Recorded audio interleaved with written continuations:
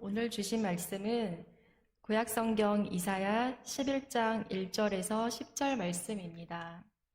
구약성경 페이지 981페이지 전후입니다.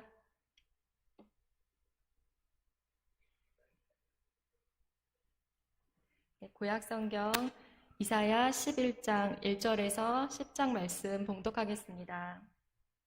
이새의 줄기에서 한 싹이 나며 그 뿌리에서 한 가지가 나서 결실할 것이요 그의 위에 여호와의 영 곧 지혜와 총명의 영이요 모략과 재능의 영이요 지식과 여호와를 경외하는 영이 강림하시리니 그가 여호와를 경외함으로 즐거움을 삼을 것이며 그의 눈에 보이는 대로 심판하지 아니하며 그의 귀에 들리는 대로 판단하지 아니하며 공의로 가난한 자를 심판하며 정직으로 세상의 겸손한 자를 판단할 것이며 그의 입에 막대기로 세상을 치며 그의 입술의 기운으로 악인을 죽일 것이며 공의로 그의 허리띠를 삶으며 성실로 그의 몸에 띠를 삼으리라.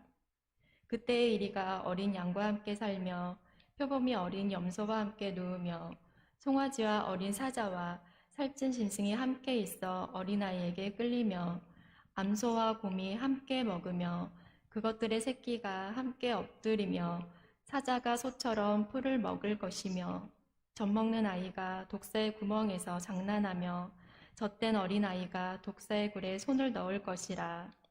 내 거룩한 산 묻은 곳에서 해됨도 없고 상함도 없을 것이니 이는 물이 바다를 덮음같이 여호와를 아는 지식이 세상에 충만할 것임이니라. 그날에 이새의 뿌리에서 한 싹이 나서 만민의 기치로 설 것이요 열방이 그에게로 돌아오리니 그가 거한 곳이 영화로우리라. 아멘. 할렐루야. 주의 은혜가 함께하길 바랍니다. 우리 옆에 분한테 꼭 인사하세요. 바로 너 해봐요. 바로 너 해봐요. 그게 바로 너가 누구라고요? 바로 너가 누구라고요? 근데 그 생각이 들어요. 꼭 필요한 사람이 있어야 돼요. 근데 꼭 필요한 게 참 복잡하다 이 생각이 드는 게 꼭 필요한 사람이 제가 영화를 가끔 볼 때가 있는데 영화의 한 장면에도 보면은 그 어떤 도둑들이 팀을 짜는데 꼭 필요한 한 사람이 있더라고요. 다 같이 각자 재능에 따라 하는데 또 거룩한 일을 하는데도 꼭 필요한 사람이 있더라고요. 우리 세상을 하나님 편에서 이롭게 하는 꼭 필요한 사람들이 되시기를 바랍니다. 오늘 본문 말씀 속에서의 일들 통해서 보면 그 이새의 뿌리에서 한 싹이 나며 그 뿌리에서 한 가지가 나서 결실할 것이요 그렇게 말씀하셔요. 굉장히 중요한 모습이 여기서 나와요. 그래서 뭐냐면요, 이것을 가지고 이제 이스라엘 민족에게서는 신학적으로 이제 얘기를 하면 그루터기 사상이다 이렇게 얘기를 해요. 그루터기. 우리가 옛날에 미루나무 이런 걸 싹둑 잘라버리면 그냥 없어지겠거니 하면 그 다음 해 되면 막 순이 정신없이 올라오잖아요. 가지가 막 생기고. 근데 지금 예루살렘 지역에 가보면 예수님께서 정말 눈물 뿌려 기도했던 겟세마네 동산의 그 기도의 현장을 본 증인이 있다라는 얘기를 해요. 그 증인은 몇 살이 넘어야 돼요?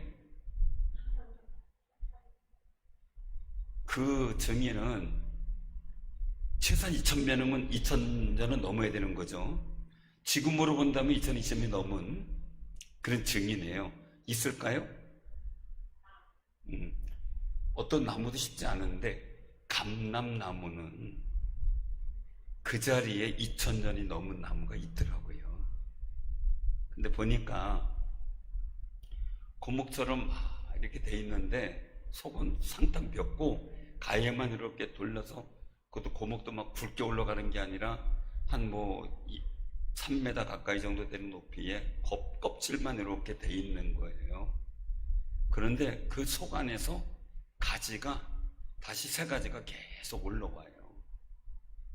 그래서 감람나무는 베어내지 않는 이상 이게 절대 죽지 않는다라는 얘기를 하더라고요. 그래서 참 신기했어요. 그래서 보면서 겉껍질만 남았는데 뿌리에서 다시 줄기가 올라오고 하는 일들을 보면서 오늘 말씀 속에서 보면 이색의 줄기 산사이 그 뿌리에서 한 가지가 그 뿌리에서 올라오는 광경을 보고 야, 저런 거구나 그 생각이 들어요. 근데 우리나라에서는 흔히 볼 수 없는 그런 광경이기도 하죠.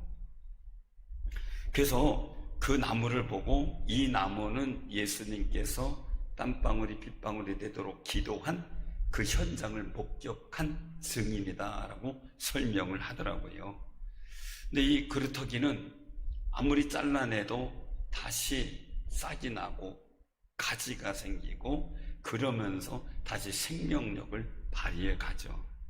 하나님이 보호하는 이스라엘 민족은요, 아무리 잘려줘도 다시 거기에서 싹이 나고 줄기가 있으면 싹이 나고 뿌리만 남았으면 거기에서 다시 한 가지가 나온다는 거예요.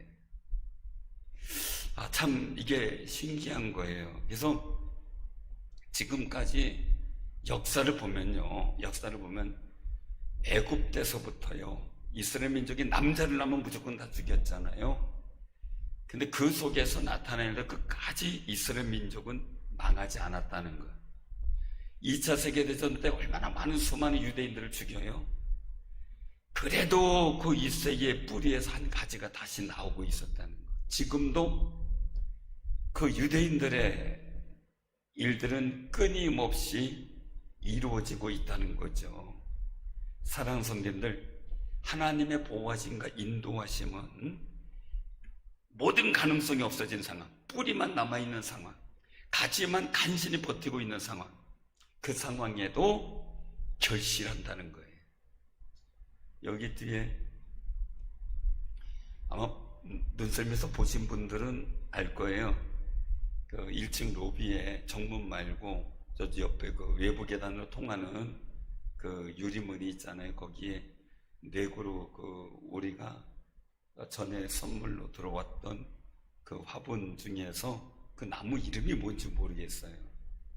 하여간 그 나무를 갖다가 있었는데 겨우내 좀 비들비들한다고 시들시들 죽는다고 다 잘라버리고 그리고 내놨는데 저게 날까 싶었어요. 그 치우라 그랬어요. 그걸 내지 말고 치우라.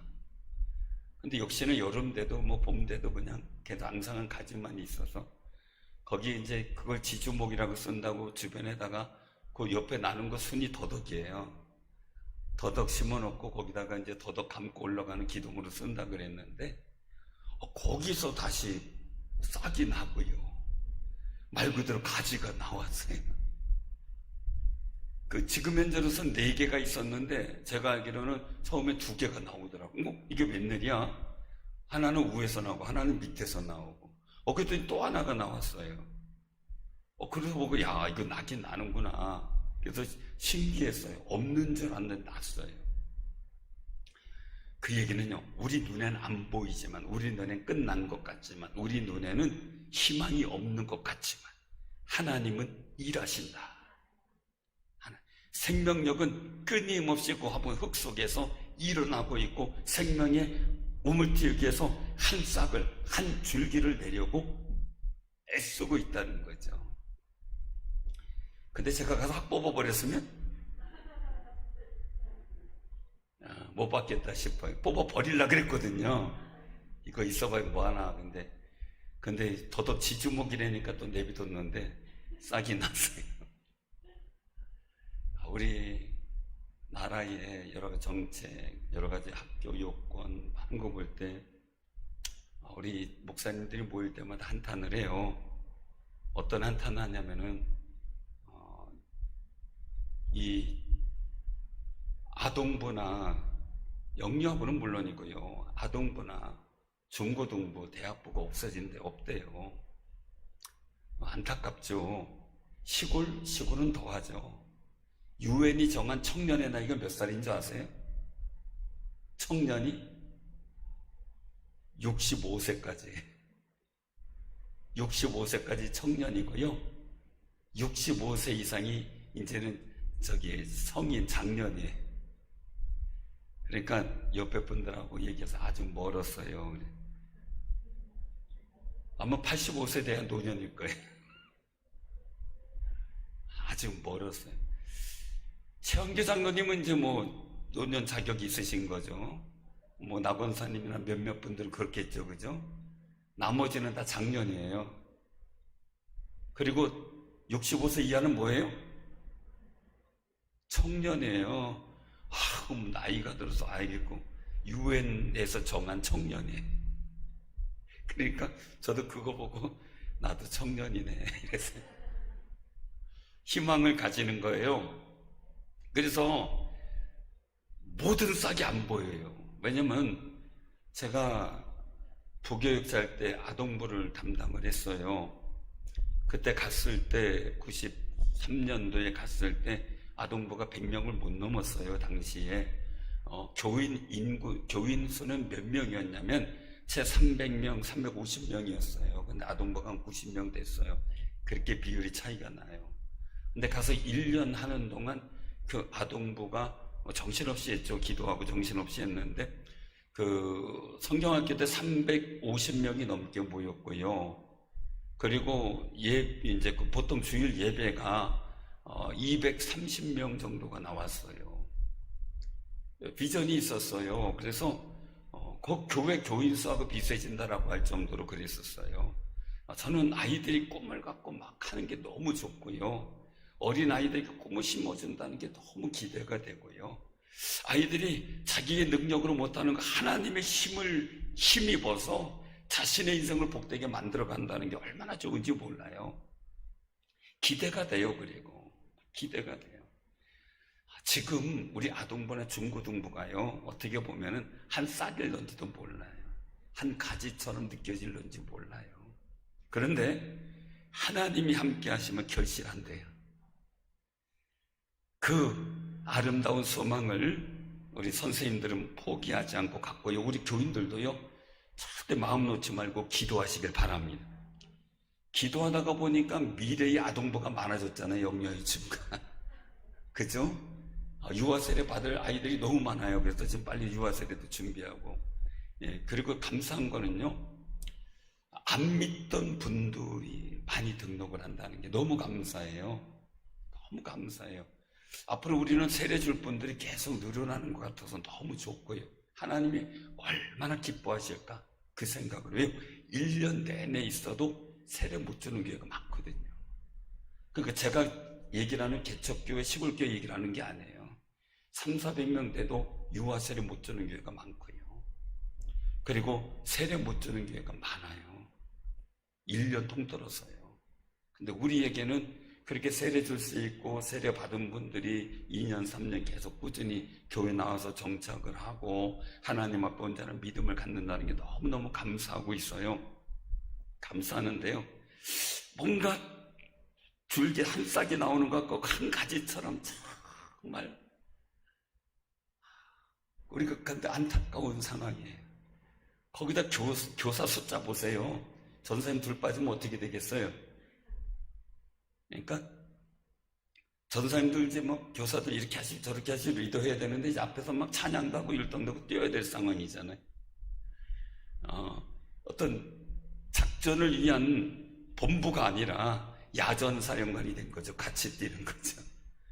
근데 그때가 배우는 거예요. 제가요, 누가 뭐라 그래도 우린 노회에서 노회 업무를 그래도 잘 아는 사람 쪽에 들어가요. 이유가 있어요.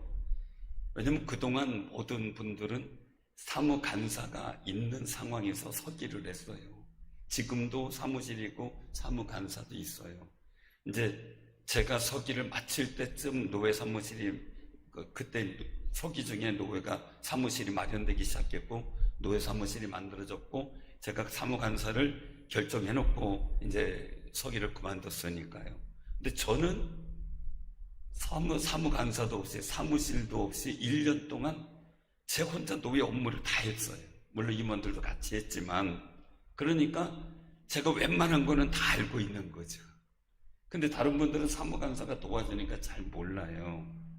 근데 우리가 이런 야전사령관식으로 직접 우리가 몸으로 부딪힐 때요, 많은 걸 습득해 놓고 배워야 돼요. 그래서 저는 어려운 일이 있을 때 보면 배울 기회다라고 생각을 해요. 그때 만약에 내가 못해요 이렇게 있으면은 아무것도 못 배웠을 텐데, 다른 노예분들하고 얘기를 해보면은 나는 사무간서도 없이 1년 동안 서기 하느냐고, 우리 거실이 사무실처럼 막 온갖 서류를 다 늘어놓고 있었대. 1년 동안 아내가 집인지 참건지 모르고 지냈다. 이제 그 얘기하면 좋았네요 이래요. 뭐가 좋아요? 그러니까 지금 우리는 사무간사가 다 해가지고 업무 하나도 모르는데, 목사님은 다 알잖아요. 그건 그래요. 네, 그랬어요. 지금 우리가 한 싹 깎고 가지 같을 때 최선을 다하다 보면요, 더 좋은 지혜와 하나님께서 내게 주신 달란트를 개발할 기회와 그 은혜를 체험할 놀라운 기회를 경험하게 돼요. 그러니까 힘든 조건, 어려운 조건, 마치 한 싹 깎고 한 가지 같을지라도 보이지 않는 역사 속에서 운행하시고 생명의 역사를 만들어 가시는 하나님의 손길이 있을 줄로 믿고 그 은혜를 바라보며 살아가는 귀한 승리자들이 되시기를 바랍니다. 너무너무 중요한 모습이죠. 그래서 오늘 여기서 말씀을 하셔요. 자, 2절 한번 우리 같이 봉독합니다. 시작. 그의 위에 여호와의 영 곧 지혜와 총명의 영이요 모략과 재능의 영이요 지식과 여호와를 경외하는 영이 강림하시리니 라는 거예요. 자, 이 말씀과 어디를 또 보냐면요, 저기를 한번 보시기 바랍니다. 9절입니다. 자, 시작. 내 거룩한 산 모든 곳에서 해됨도 없고 상함도 없을 것이니 이는 물이 바다를 덮음같이 여호와를 아는 지식이 세상에 충만할 것임이니라. 아멘. 물이 바다 덮음같이, 그죠? 여호와는 지식이 온 세상에 충만하다. 자, 하나님을 경외하는 영이 강림하고 하나님의 지식과 재능과 지혜와 총명이 강하게 임할 때 나타나는 현상이에요. 자, 하나는 뭡니까?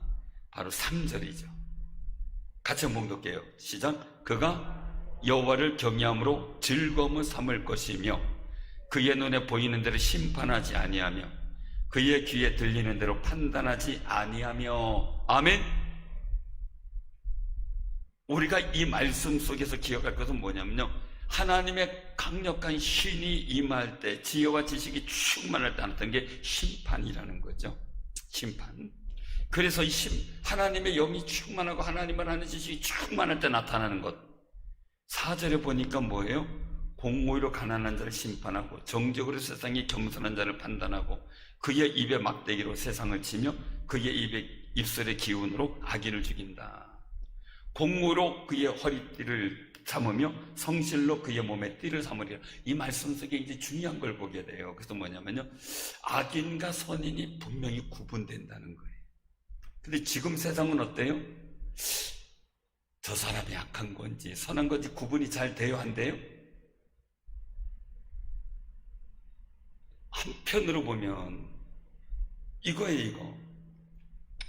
이쪽으로 보면은 손잡이가 보이지만 이쪽으로 보면 손잡이 안 보이잖아요, 그죠? 나는 손잡이 보이는 면에서 얘기를 하고 이쪽에서 손잡이 안 보이는 면에서 얘기를 하는 거예요. 그러니까 다 비슷한데 선과 악이 뭔지 구분이 안 되는 상황이 벌어지고 있는 게 오늘의 세상에. 도대체 이쪽에서 보면 그런 거 같고 저쪽에서 보면 그런 거 같고, 법이라는 것도 자칫 잘못해서 판단하면 이쪽에서 보면 그런 것 같고 저쪽에서 보면, 왜 이쪽 편 들면서 보면 그렇고 이쪽 편 들면서 보면 아니라는 거예요.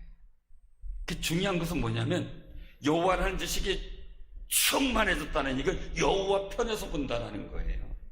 그 관점이 분명하게 선다는 거예요. 그러니까 우리가 신앙생활하면서 여호와라는 지식이 충만하지 못하면 하나님 편에서 모든 걸 보지 못해요. 사람의 편에서 봤다가 세상의 편에서 봤다가 그러니까 세상의 사람들이 막 뭐라 그러면 이쪽으로 기울였다 저쪽으로 기울였다 이래도 저래도 그냥 자충으로다가 마음이 평안하지 못하고 그러죠. 근데 하나님을 아는 지식이 우리 마음이 충만해지면 옳고 그름 분명한 거죠. 하나님 편에서 이건 이거다 라고 얘기할 수 있는 게 우리 신앙이에요. 자, 그래서 그 악인과 선인이 구분이 되죠. 심판의 일들 속에. 두 번째는 어떤 겁니까? 6절 이후로 보면 신나는 세상이 벌어져요. 이리가 어린 양과 함께 살며 표범이 어린 염소와 함께. 표범이 어린 염소와 함께 어떻게 누워요? 표범은 염소하고 어떤 관계예요? 먹히고 먹는 관계죠. 그렇죠? 이리와 어린 양 먹히고 먹는 관계인데 그게 아니고 공존의 관계로 되어버려요. 하나님의 지식이 풍성하면 화해와 공존의 역사가 나타나요. 너 죽이고 내가 산다가 아니라, 그렇죠? 1위는 양을 먹어야 자기가 살잖아요. 양은 어떻게 도망가야 살잖아요. 이게 아니고 공존의 관계는 함께 살아가는 거예요. 서로를 위해 함께 살아. 그러니까 여호와라는 지식이 있으면 경쟁과 분쟁과 다툼이 없어지는 거죠. 여호와를 아는 지식이 없을 때 문제가 생기는 게 다툼과 갈등이에요. 그래서 젖 먹는 아이가 독사의 구멍에서 성난치며 젖된 어린아이가 독사굴에 손 넘고, 독사굴에 손 넘으면 어떻게 돼요? 어떻게 돼요? 물리죠. 물리면 어떻게 돼요? 죽겠죠. 독사굴에 손 넣는다면. 근데 서로 해를 안 주는 거예요. 어린아이가 뭐 뱀 갖고 어떻게 하겠어요? 신기해서 노는 거죠. 뱀도 어떻게 돼요? 서로 해를 안 주는 거예요. 공존이에요. 공존. 이게 그래서 9절에 보면 내가 거룩한 사람 모든 것 해됨도 없고 상함도 없다 라고 말. 공존이에요. 그게 여호와를 아는 지식이 세상에 충만할 때 벌어지는 일들이에요. 성가하기 구분이 완전히. 근데 우리도 지금 영적 혼돈이죠. 왜요? 어떤 기독교 단체라고 호를 쓴 그런 사람들은 잘못된 사상을 가지고 차별금, 평등기본법이니 동성애니 이런 거를 막 찬성하고 막 나서는 성명서를 내고요. 또 정통 복음주의적 마음을 갖고 있는 그런 분들은 이건 안 된다. 하나님 말씀에 입각해 해서 정확한 걸 얘기를 하고 있죠. 이 얘기는 오늘날만이 아니에요. 옛날 이사야 선자 시대에도 마찬가지였고 엘리사 시대에도 마찬가지였고요. 예레미야 선자 시대에도 똑같은 상황이 벌어졌어요. 성과 악이 하나님을 아는 지식이 부족하니까 구분이 안 돼요. 구분이. 그런데 여호와라는 지식이 풍성할 때에 왕조 때, 그럴 때 보면 성과 악이 분명히 히스기야 왕 때, 아사 왕 때, 다윗 왕 때 분명히 구분이 됐죠. 오늘은 우리 오늘날 보면은요 혼돈의 시대에 살고 있어요. 근데 이럴 때 우리는 어떻게 해야 돼요? 여호와라는 지식이 충만해요. 우리 아이들 아동부 중고등부요 혼돈하죠. 앞길이 어떻게 될지 모르고 어떤 가치관이 옳은지도 모르고 답답해하죠. 우리 교사들 꼭 기억하세요. 우리 전사님들 꼭 기억하세요. 여호와를 아는 지식을 그 안에 풍성히 공급하도록 기도해야 돼. 하나님을 아는 지식이 그들에게 풍성하게 임하면 당연히 그들은 성각을 구분할 테고요. 그들의 삶의 자리에 공존이 무엇인지, 서로 해되는 게 아니라 도와주고 협력하고 섬기는 게 무엇인지 알게 된다는 거예요. 그런 역할이 우리 교사들이 해야 돼. 우리 교사들 보면 숫자도 보면 싹 같잖아요. 한 줄기 같잖아요. 그죠? 그래도 그 속에서 하나님의 놀라운 역사가 그 심령 속에 이루어질 줄로 믿습니다. 그 일들이 시작되는 일에 우리가 쓰임 받는 거예요. 한 사람을 통해 역사하시는 하나님, 한 사람이 천을 따라 물리치겠다고 하잖아요. 한 사람을 통해서 역사하시는 하나님, 반드시 여호와의 역사가 있어요. 그러면요, 오늘 여기서 다시 한번 처음으로 돌아가서 1절로 돌아가서요, 이세 줄기 산싹이 나요. 우리 교사 선생님들 꼭 기억해요. 여러분들 마음속에 예수를 믿는 싹이 텄어요. 누군가의 복음의 전도를 듣고. 그래서 그 싹이 자라고 그냥 싹이 자라날 때 아이고 연애서 뭐 아무것도 못되게 해서 뭐래다가 어느 순간 이 줄기처럼 커가지고 교사가 됐어요. 그쵸? 한 줄기가 됐어요. 여러분들이 전해지는 복음이 철저해야만, 여호와를 아는 지식으로서 풍성한 복음이 전해져야만 그것이 우리 아이들에게 싹이 나오는 힘이 되고요, 언젠가 그들도 이제는 여러분들의 복음을 통해서 싹이 나오는 게 아니라 이제는 예수 그리스도의 그 뿌리, 정말 모든 복의 근원, 그리고 생명의 근원 되시는 그 하나님 앞에 뿌리 깊이 박힌 줄기가 돼서 그들이 자라날 때가 있다는 거지. 그렇게 되기를 기도하셔서요, 여러분들이 중요한 그들에게 싹을 틔우는 중요한 일을 해야 돼요. 그러니 내가 할 일이 안 돼요. 내 마음대로 야 이렇게 저렇게 해서 알아준다면 얼마나 좋겠어요, 그죠? 요즘에 그랬다가는 걷잡을 수가 없어요. 걷잡을 수가 없어요. 그래서 어떻게 돼요? 정말 그들에게 하나님이 일하시도록, 내가 할 일은 내가 하지만 하나님이 싹이 나도록, 한 가지가 나오도록, 줄기에서 싹이 나오고 뿌리의 근원에서부터 믿음의 줄기가 그들의 마음속에 뿌리가 굳건히 있어서 나오도록 그 일을 하나님이 하실 텐데, 거기에 귀히 쓰임받는 우리 모든 교사 선생님들 다 되기를 주님의 이름으로 축원합니다. 아멘. 기도합니다.